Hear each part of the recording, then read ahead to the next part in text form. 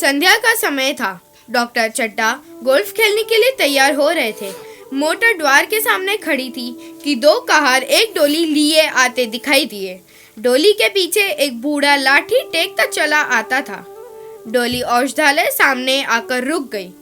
बूढ़े ने धीरे धीरे आकर द्वार पर पड़ी हुई चिक से झांका।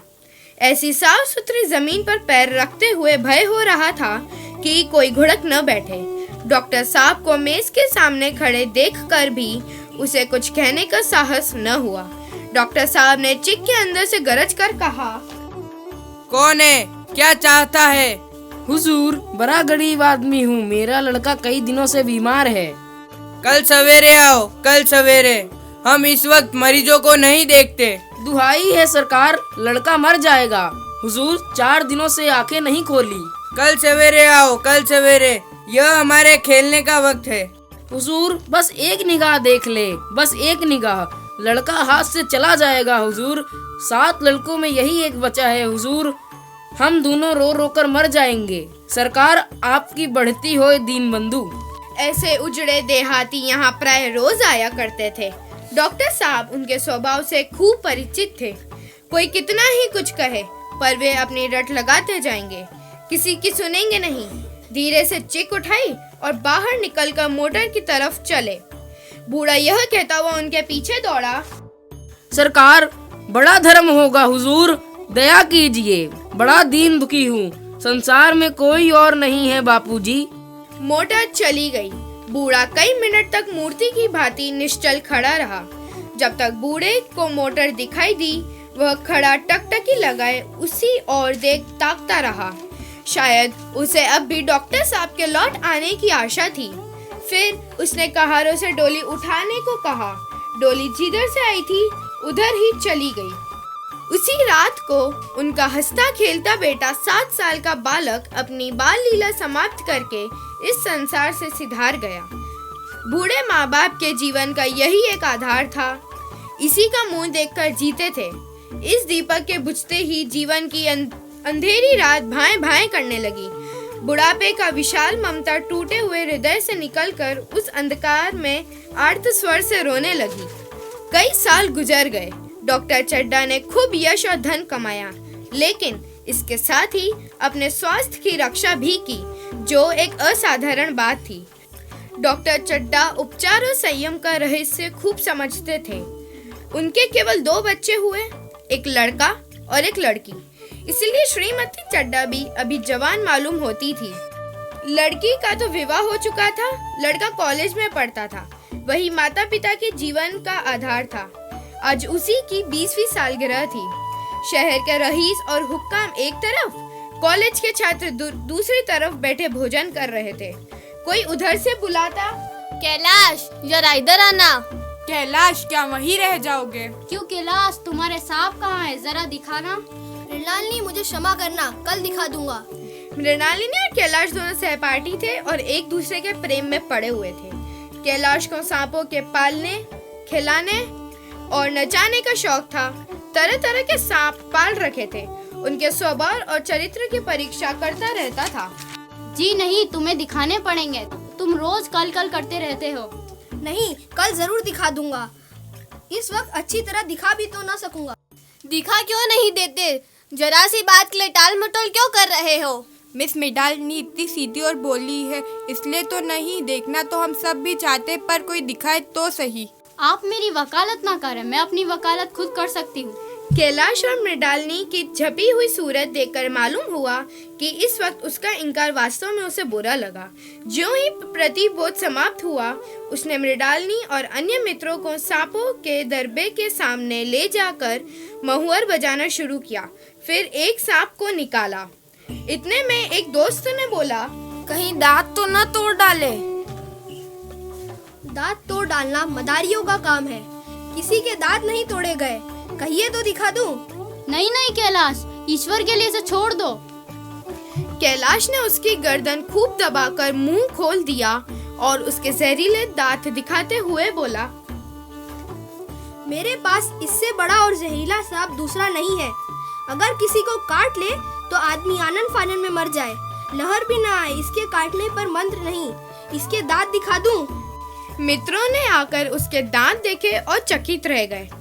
उसे जैसे ही जमीन पर रखना चाहा, वह काला गेहूं क्रोध से पागल हो रहा था। गर्दन नर्म पड़ते ही उसने सिर उठाकर कैलाश की उंगली में जोर से काटा और वहां से भागा। कैलाश अपने कमरे की तरफ दौड़ा, जहां मेज की दराज में एक जड़ी रखी हुई थी, जिसे पीस कर लगा देने से घातक विष भी रफू हो जाता है। डॉक्टर साहब घबरा कर दौड़े। डॉक्टर साहब जड़ी के कायल न थे। वह उंगली का डसा भाग नश्तर से काट देना चाहते थे, मगर कैलाश को जड़ी पर पूर्ण विश्वास था। उसी 1 मिनट में कैलाश की आंखें झपकने लगी, होठों पर पीलापन दौड़ने लगा, यहाँ तक कि वह खड़ा न रह सका, फर्श पर बैठ गया। सारे मेहमान कमरे में जमा हो गए, कोई कुछ कहता तो कोई कुछ। कैलाश की आंखें बंद हो गईं। आधे घंटे तक यही हाल रहा। कैलाश की दशा प्रतिक्षण बिगड़ती जाती थी, यहाँ तक कि उसने आंखें पथरा गई। मृणालिनी एक और सिर पटकने लगी। माँ अलग पछाड़े खाने लगी। डॉक्टर चड्डा को मित्रों ने पकड़ लिया, नहीं तो वह नश्तर अपनी गर्दन पर मार लेते। एक महाशय बोले, कोई मंत्र जानने वाला मिले तो संभव है, अब भी जान बच जाए। अरे साहब, कब्र में पड़ी हुई लाशें जिंदा हो गई है, ऐसे ऐसे बाकमाल पड़े हुए हैं। मेरी अक्ल पर पत्थर पड़ गया था कि इसकी बातों में आ गया। नश्तर लगा देता तो यह नौबत ही क्यों आती। बार बार समझाता रहा कि बेटा सांप न पालो, मगर कौन सुनता था। बुलाइए किसी झाड़ फूक करने वाले ही को बुलाइए, मेरा सब कुछ ले ले, मैं अपनी सारी जायदाद उसके पैरों पर रख दूंगा, लंगोटी बांधकर घर से निकल जाऊंगा। अगर मेरा कैलाश, मेरा प्यारा बेटा उठ, ईश्वर के लिए किसी को बुलवाइए। एक महाशय का किसी झाड़ने वाले से परिचय था। वह दौड़कर उसे बुला लाए, मगर कैलाश की सूरत देखकर उसे मंत्र चलाने की हिम्मत न पड़ी। बोला, अब क्या हो सकता है सरकार, जो कुछ होना था हो चुका।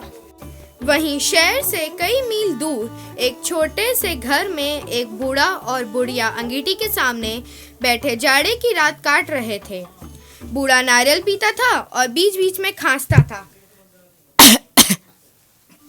बुढ़िया दोनों घुटनियों में सिर डाले आग की ओर ताक रही थी। बुढ़िया ने पूछा, कल के लिए सन तो है नहीं, काम क्या करोगे? जाकर झगड़ू शाह से 10 शेर सन उधार लाऊंगा। उसके पहले के पैसे तो दिए ही नहीं, और उधार कैसे देगा?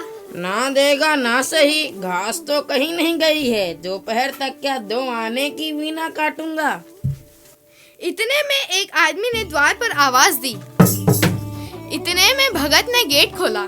कुछ सुना? डॉक्टर चड्डा बाबू के लड़के को सांप ने काट लिया। चड्डा बाबू के लड़के को? वही चड्डा बाबू है ना, जो छावनी में बंगले में रहते हैं? हाँ हाँ वही। शहर में हल्ला मचा हुआ है, जाते हो तो जाओ, आदमी बन जाओगे। मैं नहीं जाता, मेरी बला जाए। वही चड्डा है, खूब जानता हूँ। पन्ना को लेकर उन्हीं के पास गया था, खेलने जा रहे थे, पैरों पर गिर पड़ा कि एक नजर देख लीजिए, मगर सीधे मुंह से बात तक ना की। भगवान बैठे सुन रहे थे। अब जान पड़ेगा कि बेटे का गम कैसा होता है। कई लड़के हैं? नहीं जी, यही तो एक लड़का था, सुना है, सबने जवाब दे दिया। भगवान बड़ा कारजाज है। उसी वक्त मेरी आंखों से आंसू निकल रहे थे, पर उन्हें तनिक भी दया न आई थी। मैं तो उनके द्वार पर होता तो भी ना बात ना पूछता। तो न जाओगे? हमने जो सुना वो कह दिया। आदमी चला गया। भगत ने किवाड़ बंद कर लिए। भगत के लिए यह जीवन में पहला अवसर था कि ऐसा समाचार पाकर वह बैठा रह गया। सैकड़ों निराशों को उसके मंत्रों ने जीवन दान दे दिया था, पर अब वह घर से कदम नहीं निकाल सका। बुढ़िया फिर सो गई। भगत ने किवाड़ लगा दिए और निकल गया। भगत लाठी खट खट करता लपका चला जाता था, लेकिन चेतना रोकती थी, पर उपचेतना ठेलती थी। सेवक स्वामी पर हावी था। इतने में 2 आदमी आते दिखाई दिए। दोनों बात करते चले आ रहे थे। चड्डा बाबू का घर उजड़ गया, वही एक लड़का था। भगत के कान में यह आवाज पड़ी। उसकी चाल और भी तेज हो गई। भगत का कलेजा धक धक करने लगा। कहीं मुझे बहुत देर तो नहीं हो गई। सहसा भगत ने द्वार पर पहुंचकर आवाज दी, डॉक्टर साहब, डॉक्टर साहब। क्या है भाई, आज तो हमारे ऊपर ऐसी मुसीबत पड़ गई है कि कुछ कहते नहीं बनता। फिर कभी आना इधर, 1 महीने तक तो शायद मैं किसी भी मरीज को न देख सकूंगा। सुन चुका हूँ बापूजी, इसीलिए आया हूँ। भैया कहाँ हैं? जरा मुझे दिखा दीजिए। भगवान बड़ा कारजाज है, मुर्दे को भी जिला सकता है। कौन जाने अब भी उसे दया आ गए। चलो देख लो, मगर 3-4 घंटे हो गए। जो कुछ होना था हो चुका। बहुत देर झाड़ने फूकने वाले देख देख कर चले गए। अभी कुछ नहीं बिगड़ा है बापूजी। यह नारायण चाहेंगे तो आधे घंटे में भैया उठ बैठेगा। आप नाहक दिल छोटा कर रहे हैं। जरा लोगों से कहिए पानी तो भरे। लोगों ने पानी भर भर कर कैलाश को नहलाना शुरू किया। बूढ़ा भगत खड़ा मुस्कुरा मुस्कुरा कर मंत्र पढ़ रहा था, मानो विजय उसके सामने खड़ी है। जब एक बार मंत्र समाप्त हो जाता तब वह एक जड़ी कैलाश के सिर पर डाले गए और न जाने कितनी बार भगत ने मंत्र फूका। कैलाश की आंखें खुल गई। नारायणी दौड़कर भगत के पैरों में गिर पड़ी। सभी लोग भगत के दर्शनों के लिए उत्सुक हो उठे, मगर अंदर जाकर देखा तो भगत का कहीं पता ही न था। यहाँ तो भगत की चारों ओर तलाश होने लगी और भगत लपका हुआ घर चला जा रहा था कि बुढ़िया के उठने से पहले पहुँच जाऊं। जब मेहमान लोग चले गए तो डॉक्टर साहब ने नारायणी से कहा, बूढ़ा न जाने कहाँ चला गया, एक सुपारी का भी रवादार ना रहा। मैंने तो सोचा था इससे कोई बड़ी रकम दूंगी। रात को तो मैंने नहीं पहचाना, पर जरा साफ हो जाने पर पहचान गया। एक बार यह एक मरीज को लेकर आया था। मुझे अब याद आता है कि मैं खेलने जा रहा था, मरीज को देखने से इनकार कर दिया था। आप उस दिन की बात याद करके मुझे जितनी ग्लानि हो रही है उसे प्रकट नहीं कर सकते। मैं उसे अब रोज खोज निकालूंगा और उसके पैरों पर गिरकर अपना अपराध क्षमा कराऊंगा। वह कुछ लेगा नहीं, ये जानता हूँ। उसका जन्म यश की वर्षा करने के लिए हुआ है। उसकी सज्जनता ने मुझे ऐसा आदर्श दिखा दिया है जो अब से जीवन पर्यंत मेरे सामने रहेगा।